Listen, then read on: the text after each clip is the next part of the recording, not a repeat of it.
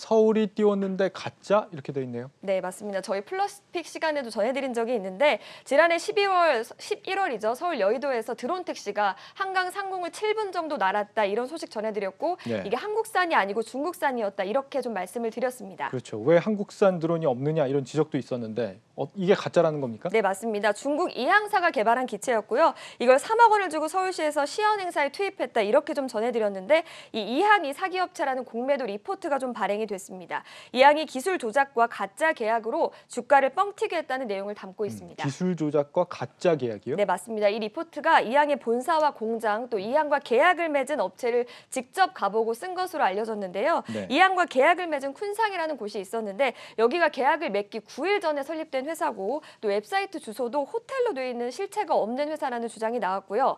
이항이 본사를 또 가보니까 드론 택시를 만들기 위한 기초적인 조립 라인이나 생산 설비가 없었다 이런 주장을 하고 있었습니다. 우리 정부가 구매해서 시연까지 했던 드론 택시인데 그 네. 제조사가 가짜 계약 논란에 휩싸였다.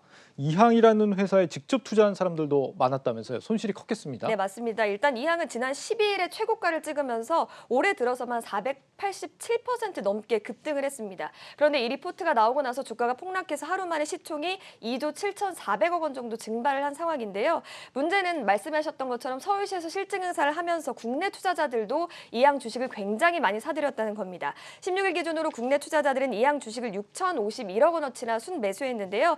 한국인이 보유한 미국 주식 가운데 9번째로 많은 수치인데 이 사기 의혹을 해소하지 못할 경우에 우리 투자자들이 겪는 손실도 만만치 않을 것으로 보입니다. 네, 정말 중국 기업들에 대한 불신은 가시지 않을 것 같습니다. 네, 맞습니다. 투자자들 사이에서도 중국 주식은 역시 믿지 못하겠다 이런 반응들도 나오는 상황인데요.